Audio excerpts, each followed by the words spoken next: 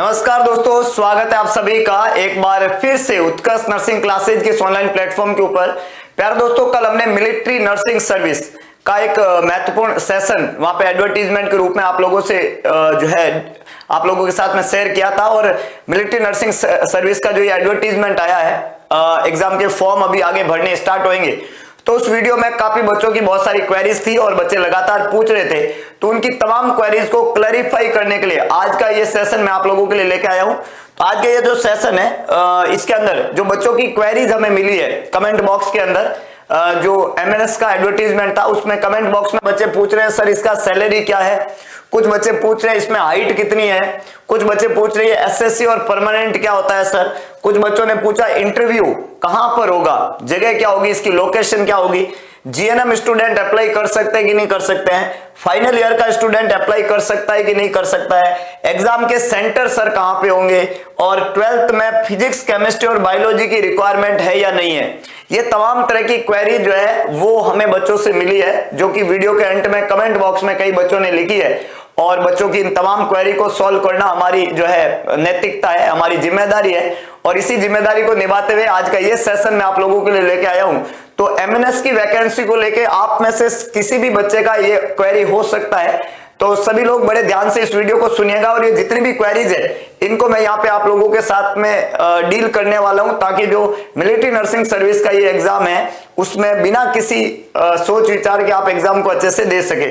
तो एक एक करके मैं सभी पॉइंट को लूंगा। सबसे पहले मैं सैलरी को लेके जाता हूं। तो सैलरी कितनी है एमएनएस की, तो जो कंप्लीशन होगा pre commissioning formalities, the candidate will be granted the rank of lieutenant and will be entitled to fully pay and allowance admissible to lieutenant as per MNS pay matrix and additional benefits like entitle ration, accommodation and allied facilities will also be offered. कहने का मतलब है कि वैसे तो grade pay है आपका 4800, है ना, जो ग्रेड पे है वो आपका सैलरी डिसाइड करता आगे जाके। तो 4800 ग्रेड पे का मतलब होता है कि 80,000 के आसपास, और उसके उस तक तो सैलरी होगा ही होगा, है ना।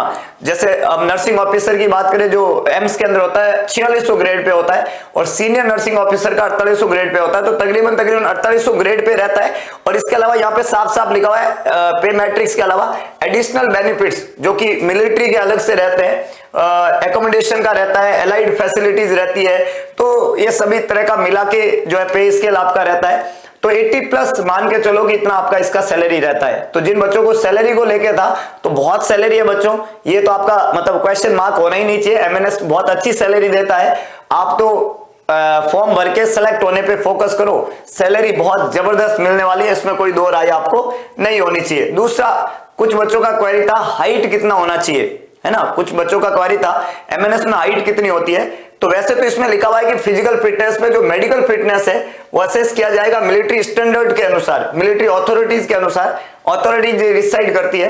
लेकिन नॉर्मली जो फिजिकल के में प्रीवियसली जो एग्जाम हुए हैं और जितने भी हमारे स्टूडेंट ने एग्जाम दिए हैं उनसे मैंने जब क्वेरी को रिजॉल्व किया, उनसे मैंने बात की, तो उन्होंने बताया कि तकरीबन 5 फीट और 2 इंच के आसपास सर हाइट होनी चाहिए, है ना। जो हाइट होनी चाहिए वो 5 फीट और 2 इंच के आसपास हाइट वहां पे होनी चाहिए।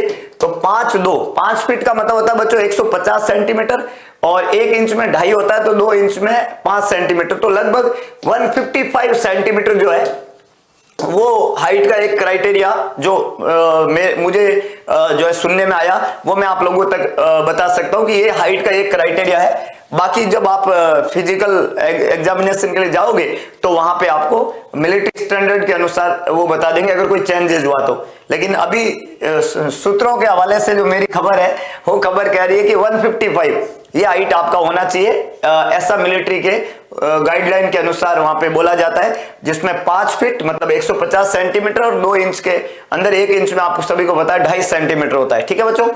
तीसरा जो क्वेरी था वो था कि सर एसएससी और परमानेंट, ये जो दो है एसएससी और परमानेंट, ये इसका क्या क्राइटेरिया है। तो प्यारे दोस्तों, जो कैंडिडेट सेलेक्ट होगा वो कैंडिडेट एसएससी का मतलब होता है शॉर्ट सर्विस कमीशन, ये जो एसएससी है शॉर्ट सर्विस कमीशन है, और एक परमानेंट होता है। तो मिलिट्री जो नर्सिंग सर्विसेज है इसमें पहले ऐसे होता था 2 भाग में और परमानेंट लिया जाता था। यहाँ पे परमानेंट का क्राइटेरिया कम है, जो पहला जो एंट्री होता है ना, जैसे होता है ना आपने बाकी जॉब में भी सुना होगा ना कि भाई पहले टेम्पररी है फिर परमानेंट है, और जैसे बाकी जॉब में भी होता है 2 साल का वो होता है आपका जो है प्रोबेशन होता है, प्रोबेशन पीरियड वो कंप्लीट होता है, ऐसे होता है ना। तो यहाँ पे एसएससी वाला जो रूल है ना, शॉर्ट सर्विस कमीशन, वो यहाँ पे लागू होता है। In the MNS will be liable to serve for 5 year extendable to total 10 year. 5 साल का सर्विस, शॉर्ट सर्विस कमीशन जो 5 साल का है, 5 साल के बाद में, मतलब पहले जब आप पोस्टेड होते हैं तो आप 5 साल के लिए पोस्टेड होते हैं और उसको एक्सटेंड करते हैं, नॉर्मली एक्सटेंड होता है। तो इसका एक्सटेंड का टेन्योर भी इसमें लिखा हुआ है कि पहले आप 5 साल के लिए हैं, फिर आपका 5 साल और एक्सटेंड किया जाएगा और उसके बाद में 4 साल के लिए और एक्सटेंड करते हैं, मतलब टोटल 14 साल का ये सर्विस रहता है ना। तो ये परमानेंट नहीं होके एसएससी वाला जो है फॉर्मूला इसके अंदर है। एंड जो आपकी पोस्टिंग है, जो सिलेक्टेड कैंडिडेट है, यहाँ पे लिखा हुआ है ग्रांट ऑफ एसएससी, आप एसएससी के लिए ग्रांटेड है, आपको शॉर्ट सर्विस कमीशन के थ्रू लिया जाएगा। आपकी पहली सर्विस जो है वो 5 साल की है, 5 साल के बाद में आपकी 5 साल और एक्सटेंड करेंगे, फिर उसके बाद में आपकी 4 साल और एक्सटेंड कर सकते हैं। जरूरी नहीं करे पर ऐसा होता है और की जाती है, ये इसका तरीका। तो 5 + 5 + 4 तो 14 साल इसका जो है टेन्योर रहता है, क्राइटेरिया रहता है। और इंडिया में कहीं पे भी है ना, मिलिट्री नर्सिंग सर्विस जो है आर्म फोर्स जहां रहती है, जहां आर्मी है, जहां नेवी है, जहां एयरफोर्स है, वहां पे कहीं पे भी आपको पोस्टिंग दे दी जाती है ना। और यहाँ पे लिखा हुआ है कि no request will be entertain on choice posting through the means of the 5 year of service. Choice posting वहां पे आपकी नहीं होती है, 5 साल के सर्विस में तो बिल्कुल भी नहीं होती है, उसके बाद में फिर भी हो सकती है। तो शुरुआत के 5 साल में आपको कहीं पे भी सर्विस जो है करनी पड़ सकती है, जहां पे मिलिट्री के हॉस्पिटल्स रहते हैं, और ये चाहे आर्मी है, चाहे नेवी है, चाहे जो है आपका एयरफोर्स है। तो ये एसएससी का मतलब है। तो एसएससी यहाँ पे पहला क्राइटेरिया है, शॉर्ट सर्विस कमीशन लगता है 5 साल + 5 साल + 4 साल। ये +5 + 4 जो है वो एक्सटेंडेबल पीरियड है। फिर शुरुआत में 5 साल की है, फिर 5 साल और एक्सटेंड करता है, फिर 4 साल का और एक्सटेंडेबल है। ठीक है, समझ में आ गया एसएससी। फिर यहाँ पे इंटरव्यू को लेके कुछ बच्चों की क्वेरी थी कि इंटरव्यू कहां पर होगा, इंटरव्यू का जगह क्या रहेगा। तो मैंने कल भी वैसे आपको बताया, फिर बता देता हूं जिन बच्चों को इंटरव्यू को लेके क्वेरी है, कि जो बच्चा सीबीटी एग्जाम देगा, एग्जाम में 50% जो मिनिमम मार्क्स है वो तो आपको क्वालिफाइंग मार्क्स है, उसके बाद में आप शॉर्ट लिस्टेड अगर होते हैं एग्जाम के बाद में तो आपको इंटरव्यू कॉल होगी, है ना। दूसरा नंबर इंटरव्यू का लगता है इसके अंदर। और इंटरव्यू जो होता है, रिक्वायर्ड नंबर ऑफ क्वालिफाइड, जितने नंबर चाहिए क्वालिफाइड होने के लिए उन कैंडिडेट को ऑर्डर ऑफ मेरिट लिस्ट के आधार पे इंटरव्यू कॉल होगी। और इंटरव्यू कहां होगा, दिल्ली में। इसका जो हेडक्वार्टर है वो दिल्ली है, मैं एड्रेस भी लिखा हुआ है, कल मैंने एड्रेस भी बताया आपको। तो दिल्ली हेडक्वार्टर में इंटरव्यू होगा। और ये जो इंटरव्यू है, सब्जेक्ट अवेलेबल वैकेंसीज का, thereafter the candidate will be subject to medical exam. Interview के बाद में मेडिकल एग्जामिनेशन होता है। इंटरव्यू और मेडिकल एग्जामिनेशन जो है उसमें टोटल 3 से 5 दिन का समय लगता है। 3 से 5 दिन में इंटरव्यू और मेडिकल सब हो जाता है। Arrangement for accommodation will be individual responsibility. Accommodation का अरेंजमेंट आपको खुद को ही करना पड़ेगा, रहने करने का वो खुद को ही करना है। यहाँ पे एकोमोडेशन खुद को ही करना है, लेकिन जो आपका ये अरेंजमेंट है, मतलब आने जाने के लिए स्लीपर क्लास का टीए जो है, टीए ट्रेवलिंग अलाउंस जो है वो मिलिट्री के द्वारा मिलेगा, पर आपको जो ट्रेन का टिकट है वो सबमिट करना पड़ेगा। तो आपको मेडिकल के लिए, इंटरव्यू के लिए जो आने जाने का जो स्लीपर का टिकट है उस तक का अमाउंट जो है वो मिलिट्री के द्वारा पेबल होगा। तो टीए यानी कि ट्रेवलिंग अलाउंस आपको पेबल है, लेकिन आपको रहने करने का कोई खर्चा वहां पे नहीं मिलेगा इंटरव्यू के लिए आप जब जा रहे हो तब। ठीक है बच्चों। और इंटरव्यू कहां होगा, दिल्ली के अंदर होगा, ये यहाँ पे है। और क्वालिफाइड कैंडिडेट जो है उनका इंटरव्यू मेरिट के आधार पर उनको इंटरव्यू के लिए बुलाया जाएगा और दिल्ली के अंदर इंटरव्यू होगा। अगला जो आपका क्वेरी था कि सर जीएनएम स्टूडेंट इसमें अप्लाई कर सकते हैं क्या, जीएनएम स्टूडेंट इसमें अप्लाई कर सकते हैं क्या। तो प्यारे दोस्तों, एप्लीकेशन जो इनवाइट किए जा रहे हैं वो पहली बात तो मेल कैंडिडेट पूछेगा मैं कर सकता हूं क्या कि नहीं, ये सिर्फ फीमेल कैंडिडेट के लिए। पहले ये लाइन आपको क्लियर होनी चाहिए। फिर हमने बोल दिया जो जिन्होंने एमएससी कर रखी है, जिन्होंने पोस्ट बेसिक कर रखी है और जिन्होंने बीएससी कर रखी है, तो आप सिर्फ आपने जीएनएम कर रखा है तो आप इसके लिए एलिजिबल नहीं है ना। तो मुझे अगर कोई पूछे जीएनएम कर सकता है क्या, तो जवाब है नहीं सर, मैंने जीएनएम करके और मैंने सर पोस्ट बेसिक कर दी, मैंने क्या कर ली, पोस्ट बेसिक कर ली, हाँ आप एलिजिबल है, क्योंकि पोस्ट बेसिक जो है, पोस्ट बेसिक नर्सिंग किया हुआ कैंडिडेट एलिजिबल है। तो जीएनएम करके अगर आपने पोस्ट बेसिक कर ली तो फिर आप एलिजिबल है, लेकिन आप सिर्फ जीएनएम है तो आप एलिजिबल नहीं है। ठीक है। और short service commission military nursing service इनको अलाउ करती है जीएनएम प्लस पोस्ट बेसिक, या आपने डायरेक्ट बीएससी कर ली तो आप एलिजिबल है, और एमएससी कर ली तो नो डाउट, इसमें तो कोई दो राय नहीं है, आप एलिजिबल है, क्योंकि एमएससी वही कर सकता है जिन्होंने बीएससी की है। तो डायरेक्ट बीएससी की है तो भी आप एलिजिबल है, और आपने जीएनएम करके पोस्ट बेसिक की है तो आप एलिजिबल है, इसमें कोई दो राय नहीं है। तो ये आप एलिजिबिलिटी क्राइटेरिया के अंदर रख सकते हैं। जीएनएम प्लेन जीएनएम कैंडिडेट जिन्होंने पोस्ट बेसिक नहीं कर रखी है वो इसके लिए एलिजिबल नहीं है। अगला, फाइनल ईयर का स्टूडेंट हूं सर, अप्लाई कर सकते हैं क्या फाइनल ईयर? तो प्यारे दोस्तों, बहुत सिंपल सा कंसेप्ट है कि जो एप्लीकेशन इनवाइट किया जा रहा है, फीमेल कैंडिडेट जिन्होंने पोस्ट बेसिक, बीएससी या एमएससी कर रखी है और आईएनसी के अंदर उसका रजिस्ट्रेशन होना जरूरी है। क्या होना जरूरी है?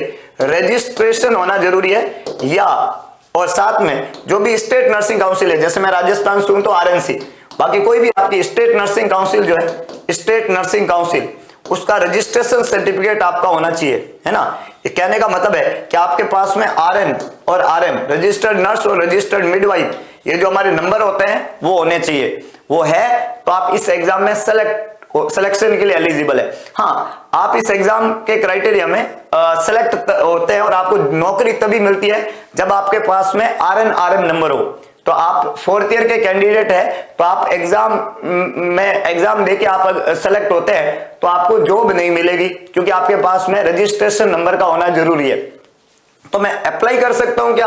अप्लाई करना मना नहीं होता बच्चे, लेकिन अप्लाई करने से आपको आगे अगर आप सेलेक्ट होते हो तो आपको फायदा नहीं है, क्योंकि आपके पास में रजिस्ट्रेशन सर्टिफिकेट का होना जरूरी है।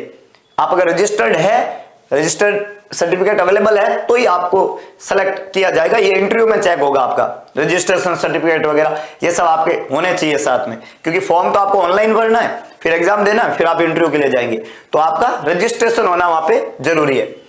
अगला था कि सर एग्जाम के सेंटर कहां पे आएंगे? एग्जाम के सेंटर, तो यहां पे साफ लिखा हुआ है कि सीबीटी बेस का जो एग्जाम है वो कौन कराएगा? नेशनल टेस्टिंग एनटीए कराएगा। एग्जाम 14 जनवरी 2024 को होगा। कब होगा? 14 जनवरी 2024 को। और इसके जो सिलेक्टेड सेंटर है ऑल ओवर इंडिया है, ऑल ओवर इंडिया है। तो भारत में एग्जाम कहीं पे भी हो सकता है, तो एग्जाम का सेंटर ऑल ओवर इंडिया में आता है। वैसे मोस्टली सेंटर दिल्ली और उसके आसपास आते हैं, है ना, क्योंकि इसका हेडक्वार्टर दिल्ली है, तो ज्यादातर सेंटर जो है दिल्ली एंड नियर बाय आते हैं, ज्यादातर नियर बाय आते हैं। बाकी इसमें तो लिखा हुआ है कि भारत में कहीं पे भी दे सकते हैं हम, ठीक है। तो लेकिन ज्यादातर जो प्रीवियस एग्जाम हुए हैं उनमें सब जगह सेंटर जो है दिल्ली और उसके आसपास के एरियाज में एग्जाम सेंटर आते हैं। तो एग्जाम सेंटर का एग्जैक्ट आइडिया अगर आपको लगाना है तो एडमिट कार्ड के थ्रू आपको पता चलेगा। एडमिट कार्ड जब आप फॉर्म भरेंगे और एग्जाम की डेट आपके पास है तो एडमिट कार्ड उससे पहले आएगा, तब आपका एग्जाम सेंटर उस पर लिखा हुआ होगा और होपफुली वो दिल्ली के आसपास जगह पे होगा। और जैसे ही वो दिल्ली और उसके आसपास का सेंटर का नाम आए तो हल्की सी चेहरे पे मुस्कान ले आइएगा और मेरी इस बात को याद रख लीजिएगा कि हाँ सर ने कहा तो था, है ना। एक आदमी है जो सही बोलता तो है और सुबह 6 बजे बोलना शुरू करता है, तो यहाँ पे ये आपको ध्यान रखना है, ठीक है। तो एग्जाम के सेंटर जो है वो मैंने क्लियर कर दिया। अब एक बच्चे का क्वेरी था कि सर इसमें 12वीं में फिजिक्स, केमिस्ट्री और बायोलॉजी की जरूरत है या नहीं है? 12वीं में फिजिक्स, केमिस्ट्री और बायोलॉजी की जरूरत है या नहीं है? Matriculation certificate, leaving certificate, indicate date of birth, valid state nursing registration certificate होना चाहिए आपके पास में, है ना। मार्कशीट सारी होनी चाहिए। एनसीसी सर्टिफिकेट अगर कोई है तो, कैरेक्टर सर्टिफिकेट गजेस्टेड ऑफिसर के द्वारा ये होना चाहिए। और भारत की नेशनलिटी का कोई प्रूफ होना चाहिए, डोमिसाइल सर्टिफिकेट, वोटर कार्ड, आधार कार्ड, पासपोर्ट होना चाहिए। और एनओसी होनी चाहिए अगर आप किसी जगह पे पहले से नौकरी कर रहे हो, वो भी कोई गवर्नमेंट इंस्टीट्यूट में, तो कहीं एम्प्लॉयमेंट है तो उसका एनओसी आपके पास होना चाहिए, नहीं है तो जरूरत नहीं है। तो कहने का मतलब है कि आपका जो ग्रेजुएशन है, वैसे तो मैं बताऊं कि जिन बच्चों ने जो है बीएससी कर रखी है या बीएससी कर रखी है उनका तो डेफिनेटली फिजिक्स, केमिस्ट्री और बायोलॉजी होगी 12th में। लेकिन ये क्वेरी है एक जीएनएम के बच्चे की, तो अगर आपने प्लेन जीएनएम कर रखी है तो आप वैसे भी एलिजिबल नहीं है। लेकिन अगर आपने पोस्ट बेसिक बीएससी नर्सिंग कर रखी है, ये कर रखी है सर मैंने, और मैंने जीएनएम की फिर पोस्ट बेसिक की, लेकिन मेरे 12th में फिजिक्स, केमिस्ट्री, बायोलॉजी नहीं है, तो कोई जरूरी नहीं है। 12th में फिजिक्स, केमिस्ट्री, बायोलॉजी होनी कोई जरूरी नहीं है। आपने पोस्ट बेसिक कर रखी है ना, तो आप इस एग्जाम के लिए एलिजिबल हो। कहने का मतलब है कि इस एग्जाम के लिए 12th में आपके क्या सब्जेक्ट्स है उसका कोई लेना देना नहीं है। तो मुझे कोई कहेगा कि सर 12th में फिजिक्स, केमिस्ट्री, बायोलॉजी जरूरी है क्या, तो मेरा जवाब होगा नहीं, कोई जरूरत नहीं है तो भी बढ़िया, नहीं है तो भी बढ़िया। इस एग्जाम का एलिजिबिलिटी क्राइटेरिया 12th के कौन से सब्जेक्ट है वो नहीं है, जबकि इसका एलिजिबिलिटी क्राइटेरिया है कि आपने नर्सिंग में ग्रेजुएशन कर रखी है कि नहीं कर रखी है। वहां पे आपकी बीएससी या वहां पे आपका पोस्ट बेसिक बीएससी या वहां पे आपने एमएससी कर रखी है कि नहीं कर रखी है। ठीक है बच्चों, तो ये एक आपकी इंपॉर्टेंट क्वेरी थी जो मैंने यहाँ पे रिजोल्व कर दी। और बाकी सेल्फ एस्टेटेड एक स्टम्प पेपर होना चाहिए और प्रीवियसली कोई मिलिट्री नर्सिंग सर्विस का कोई रिलीजिंग ऑर्डर है वो होना चाहिए। इस तरीके से जो है सारी चीजें वहां पे आपके मेंशन होनी चाहिए। तो कौन कौन से डॉक्यूमेंट चाहिए ये भी मैंने यहाँ पे क्लैरिफाई कर दिया। तो जो तमाम क्वेरी मेरे तक आप लोगों की पहुंची है, जो हमने वैकेंसी अलर्ट दिया उसके दौरान, तो पहली क्वेरी थी सैलरी की, तो मैंने क्लियर कर दी है। ग्रेड पे 4800 रहता है और बाकी जो भी सर्विसेज अलाउंसेस सब मिलू के और तकरीबन 80+ सैलरी वहां पर रहेगी। हाइट मैंने क्लियर कर दी 5 फुट 2 इंच मेरे जो है सॉल्यूशन से। बाकी ये मिलिट्री का स्टैंडर्ड्स होता है तो तकरीबन इतनी होनी चाहिए। एसएससी और परमानेंट मैंने बोला ये एसएससी है, 5 साल +5 +4। इंटरव्यू दिल्ली में होगा, आने जाने का खर्चा, ट्रेवलिंग अलाउंस मिलेगा, बाकी कुछ नहीं मिलेगा। 3 से 5 दिन में दोनों हो जाता है, इंटरव्यू और medical. GNM student can apply? No, GNM student can not apply. Final year का स्टूडेंट हो अप्लाई कर सकते हो, अप्लाई कर सकते हो, पर एलिजिबल नहीं हो। और एग्जाम सेंटर कहाँ होंगे? तो भारत में कहीं पे भी हो सकता है। 14 जनवरी 2024 को एग्जाम होगा, पर मोस्टली दिल्ली और उसके आसपास के इलाकों में सेंटर आता है। और फिजिक्स केमिस्ट्री बायोलॉजी की जरूरत है क्या? तो जवाब है नहीं। 12th में कौन सा सब्जेक्ट है इसकी कतई जरूरत यहाँ पे नहीं है। क्लियर है प्यारे दोस्तों? तो ये आपकी महत्वपूर्ण क्वेरीज हमने सॉल्व कर ली। अब बेधड़क होकर बढ़िया से अच्छा से फॉर्म भरें और फिर एग्जाम की एक बेहतरीन तैयारी जो है वो आपको करनी चाहिए और इस एग्जाम में रैंक निकाल के देना। तो देता हूं सेशन को यहीं पे विराम, फिर मिलेंगे। कुछ और अगर कोई क्वेरी रही तो उसको भी सॉल्व कर लेंगे। और मैंने कहा कोई भी आपकी क्वेरी रहे तो सुबह 6 बजे जो नॉट सेट सीरीज की क्लास होती है वहां पे आप लाइव मेरे से जुड़ सकते हो। रोज डेली हर दिन क्लास होती है यूट्यूब चैनल के ऊपर, उत्कर्ष नर्सिंग क्लासेज के, सुबह 6 बजे। उस क्लास में और भी कोई क्वेरी है आपकी तो मैं आपका वहां पे भी जवाब दे दूंगा। और बाकी और कोई क्वेरी हो इस वीडियो के अंत में कमेंट बॉक्स में और लिख दीजिएगा। आपके हर तरीके से मदद के लिए तैयार है आपका अपना उत्कर्ष नर्सिंग क्लासेज। जुड़े रहे, पढ़ते रहे, समझते रहे, मस्त रहे, हंसते रहे। और किसी ने सुंदर कहा कि लक्ष्य कोई भी बड़ा नहीं, हारा वही जो लड़ा नहीं। तो हारने का हौसला, जिद, जुनून अपने अंदर पाले। फिर मिलेंगे नए सेशन में, तब तक के लिए जय हिंद, जय भारत, जय महाकाल।